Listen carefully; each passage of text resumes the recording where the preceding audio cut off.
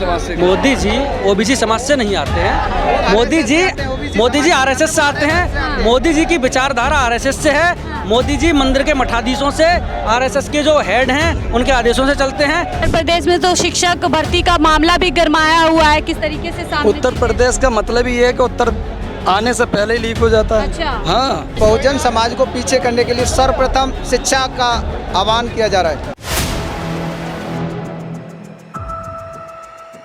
4 PM Delhi देख रहे हैं आप और मैं हूं आपके साथ शाहीन खान। इस समय मैं इंदिरा गांधी स्टेडियम में मौजूद हूं और आप तमाम लोग मेरे आसपास देख सकते हैं। दरअसल भीम आर्मी ने आज एक कॉल दी थी, महारैली की कॉल है और यहाँ लाखों की तादाद में लोग पहुँचे हैं। लेकिन जैसे ही लोग पहुँचे, पहले ही प्रोग्राम होना था रामलीला मैदान में, लेकिन उसको शिफ्ट कर दिया गया है इंदिरा गांधी मैदान में, इंदिरा गांधी स्टूडियो में। और साथ ही जब हम यहाँ पहुँचे, यहाँ पर इंटरनेट की जो सुविधा है उसको बंद कर दी गई है। जैमर कह लीजिए आप और कोई और तरीका कह लीजिए, फ़िलहाल आप इंटरनेट यहाँ पर नहीं चला सकते।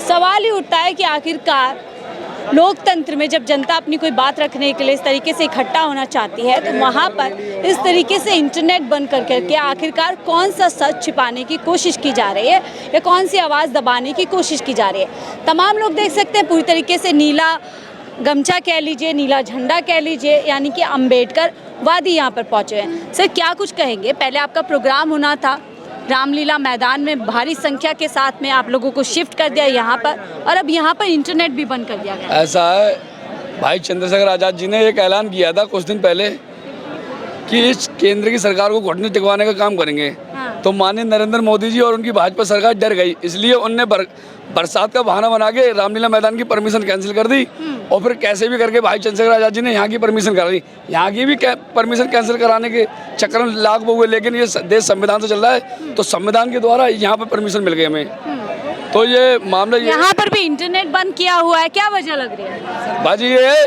कि दलितों की आवाज़ दबी रहे, उठे ना, बस यही वजह है। कोई चैनल लाइव ना चले, मीडिया अपना कुछ दिखा ना पाए, तो यही चाह रही भाजपा सरकार की दलितों की आवाज़ न उठे मीडिया द्वारा।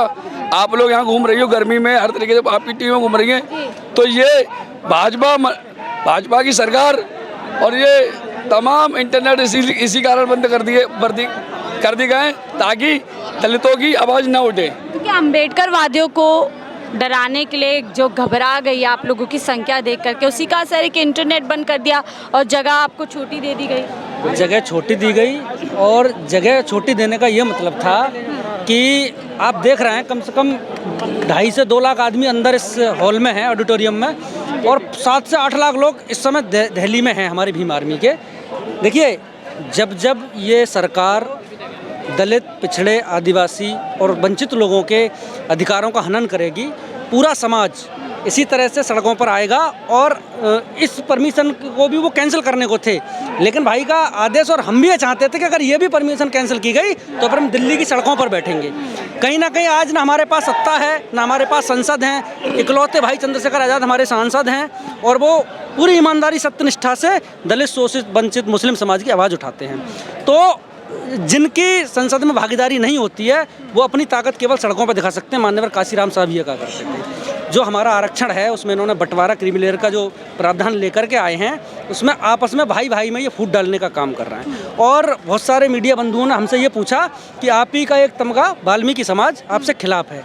मैं आपको बता देना चाहता हूँ कि वाल्मीकि समाज के समथिंग अगर यहाँ हम 100 लोग हैं, एग्जाम्पल बतौर 100 लोग मान लीजिए, तो उसमें 25 लोग समथिंग वाल्मीकि समाज के हैं और 30 से 35 लोग ओबीसी समाज के हैं और अन्य मुस्लिम समाज के कम से कम 30 से 40 लोग हैं। दलित समाज तो 15 से 20% है, जाटव समाज केवल 15 से 20% है। केवल इस रैली को जाटव समाज एक तरफा बता दिया गया कि यहाँ केवल जाटव समाज है, ऐसा कुछ नहीं है।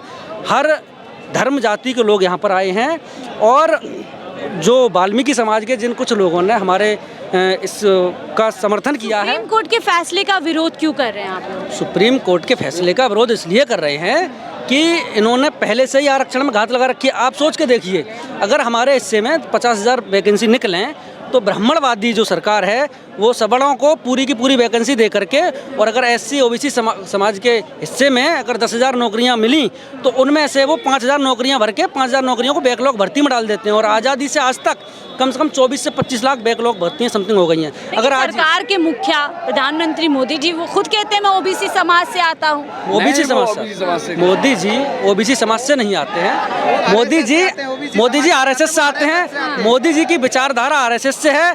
मोदी जी मंदिर के मठाधीशों से, RSS के जो हेड हैं उनके आदेशों से चलते हैं। आप बताइए, अगर मोदी जी अगर OBC समाज से आते हैं और दलित पीड़ित शोषित समाज की सोचते हैं तो क्या मोदी जी को कहते हैं कि मोदी जी ने फलानी जगह बाहर रुकवा दी, ये करा दिया, वो करा दिया? मणिपुर क्यों नहीं गए वो? कोलकाता क्यों नहीं गए जहाँ इतना बड़ा जघन्य अपराध हुआ था? आप ही सोचकर देखिए, इस लोकतांत्रिक देश में भारत, जहां भारत का दुनिया का सबसे अच्छा संविधान है, उस देश में अभी कुछ दिन पहले बिहार के मुजफ्फरपुर में एक बेटी के साथ बलात्कार किया गया। उसको जबरन घर से उठा करके उसके ब्रेस्ट काटे गए। आप भी एक किसी की बेटी हैं। ऐसे लोकतांत्रिक देश में अपराध बढ़ रहा है, आप कह रहे हैं अपराध बढ़ रहा है। और अब सवाल ये उठता है, क्या अम्बेडकर वादियों से डर गई है सरकार की? इंटरनेट की फैसिलिटी बंद कर दी यहाँ पर, और तमाम तरीके से क्या कुछ सरकार यहाँ पर करना चाहती है? जिस तरीके से माननीय काशीराम जी ने एक मैसेज दिया था कि जिस दिन आसमान नीला और धरती नीली हो जाएगी उस दिन डरी जाएंगे, तो वो समय आ गया। आसमान भी नीला और धरती भी नीला, सारे गमछे नीले ही नीले हैं। ये 2027 का मैसेज है। क्या मैसेज है 2027? जनता ने CM चुन लिया। 2027 में CM चुन लिया गया है। उत्तर प्रदेश की बात कर रहे हैं। फिलहाल उत्तर प्रदेश से हम चालू करेंगे, क्योंकि उत्तर प्रदेश से ही मैं नगीना लोकसभा के लोगों का तहे दिल से शुक्रिया अदा करूँगा, जिन्होंने भाई को सर समाज के लोगों ने और संसद पहुंचाने का काम किया है। मैं उनका तहे दिल से शुक्रिया अदा करूंगा। तो सबसे पहली बारी जो हमारी होगी वो 27 में उत्तर प्रदेश से ही होगी, और कहीं ना कहीं सच्चाई की जीत होगी। आप भी लोकतंत्र में जी रहे हैं और लोकतंत्र का चौथा स्तंभ है क्या नहीं? ठीक है, लेकिन इसी लोकतंत्र में इंटरनेट बंद कर दिया जा रहा है। आप लोगों को अपनी आवाज़ नहीं रखने दी जा रही है, आवाज़ बाहर ना जा सके। अगर यही चीज़ नहीं होती तो हमें सड़कों पर नहीं उतरना पड़ता। ये मनवादी सरकारों की यही तो चालाकियाँ हैं, इंटरनेट को बंद कर देना। क्योंकि सोशल मीडिया एक ऐसा प्लेटफॉर्म है कि आप बात करोगे यहाँ की तो देखेगा पूरा भारत। तो सबसे आसान आज के टाइम में यही है कि सर्वर को डाउन कर दो, सोशल मीडिया को दबा दो, इनकी आवाज़ वहाँ तक नहीं जा पाए। क्यों? क्योंकि हम अभी पढ़े लिखे कम, एजुकेशन कम है। जिस दिन इस देश के अंदर सर समाज में पढ़े लिखे लोग ज़्यादा हो जाएंगे, तो बाबा साहब ने एक मैसेज कहा था कि शिक्षा बह शेरनी का दूध है, जो पिएगा वो दहाड़ेगा। अगर शिक्षा नहीं होती तो आज आप माइक लेके खड़ी नहीं होती। तो उसी शिक्षा पर क्या घात लगाने की कोशिश की जा रही है? जिस तरीके से हम देख रहे हैं, अब शिक्षा की पूरी व्यवस्था एक तरीके से चरमराई हुई है। आप लोगों के लिए स्कूल नहीं है, स्कूल है तो टीचर नहीं है, तमाम तस्वीरें सामने आती हैं। मैडम, मैं आपके चैनल के माध्यम से बताना चाहूँगा इस देश के मुखिया को भी कि शिक्षा जो हमारे टीचर हैं उनके ऊपर इतना लोड डाल दिया है।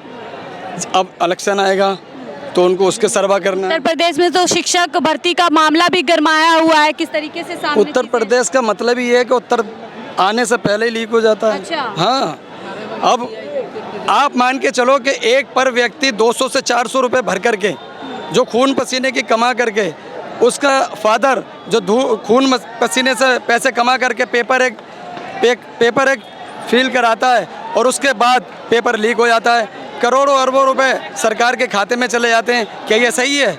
और वही पूरी तरीके से ऐसा माहौल, ऐसी जो पूरी तरीके से सिस्टम बनाई जा रही है, व्यवस्था बनाई जा रही है कि बहुजन समाज पूरी तरीके से पीछे का पीछे ही रह जाता है। देखिए, बहुजन समाज को पीछे करने के लिए सर्वप्रथम शिक्षा का आह्वान किया जा रहा है। शिक्षा को इस तरह से काटा जा रहा है कि 28% GST लगा दिया शिक्षा पे। आज विद्यालयों में प्राइवेटाइज कर दिए गए, क्योंकि गरीबों के बच्चे पढ़कर सवाल ना करने लगे। आपने देखा होगा भंडारे जगह जगह चलते हैं, जगह जगह भंडारे लंगर लगते हैं, लेकिन कहीं पर एक पेंसिल बंटते हुए आपने देखा है कहीं? पूरे भारत का कोई भी मंत्री, कोई नेता कह दे कि हमने यहाँ पर भंडारे लगाए, किसी रोड पर खड़े होकर पेंसिल बांटी है, किसी गरीबों के बच्चों के लिए पेंसिल बांटी है? लगता है क्यों नहीं बांटते? इसलिए नहीं बांटते कि ये पेंसिल से बच्चा पढ़कर, गरीब का बच्चा पढ़कर और हमसे ही सवाल करने लगेगा, इसलिए वो लोग नहीं बांटना चाहते। वो लोग चाहते हैं, नेता चाहता है कि ये अंधविश्वास में डूबते हुए और सवाल ना करे, आवाज ना उठा पाए, मजबूर रहते हुए और हमारे को वोट करते रहें। वकील चाहता है कि जो लोग झगड़ालू रहें, पुलिस चाहती है कि ये क्रिमिनल रहें, लेकिन एक टीचर होता है वो ये चाहता है कि मेरा बच्चा पढ़कर और मेरे से आगे निकले। मैं टीचर हूँ लेकिन मेरे से आगे मंत्री, प्रधानमंत्री, मुख्यमंत्री आगे बढ़े। करे यानी कि कुल मिलाकर के इनके कहना है कि कोई सवाल ना कर सके, कोई अपनी आवाज़ ना उठा सके और बहुजन समाज अपनी भागीदारी की बात ना कर सके। तमाम इस तरीके की चीज़ें सामने आ रही है। क्या कुछ कीजिए पूरा जल्दी थोड़ा मैं आपके चैनल पे एक शेर के माध्यम से वाणी को समाप्त कर दूंगा और बड़ा प्यारा शेर लगता है मुझे कि ज़मीन अच्छी है आसमान अच्छा है, ज़मीन अच्छी है आसमान अच्छा है, हम अच्छे हैं तो सारा जहान अच्छा है और तमाम मुल्कों में फैली हुई है बर्बादी हमें फ़ख्र है, हमें गर्व है कि हमारा हिंदुस्तान अच्छा है। बहुत बहुत शुक्रिया। हमसे हालांकि इन पर आरोप लगते हैं हिंदुस्तान को लेकर के भी इनकी पूरी तरीके से। खैर मैं आप लोगों को बता रही थी कि किस तरीके से यहाँ पर एक कोशिश हमने देखी है। हम जब यहाँ पर आए, इंटरनेट की जो सुविधा होती है वो हमारे फ़ोन पर नहीं चल रही थी। मुझे लगा शायद मेरे फ़ोन पे, लेकिन पता चला कि यहाँ पर इंटरनेट को बंद कर दिया गया है और इसके पीछे एक बड़ी इंटरनेट पहले बंद किया गया। बिल्कुल बड़ी, आप खुद समझदार हैं, खुद समझ सकते हैं कि आखिरकार इसके पीछे की क्या बड़ी वजह रही होगी। फिलहाल आप इस तमाम रिपोर्ट को लेकर के क्या सोचते हैं, अपनी राय ज़रूर साझा कीजिएगा। फिलहाल के लिए मुझे दीजिए इजाज़त। आप देख रहे थे 4 PM दिल्ली।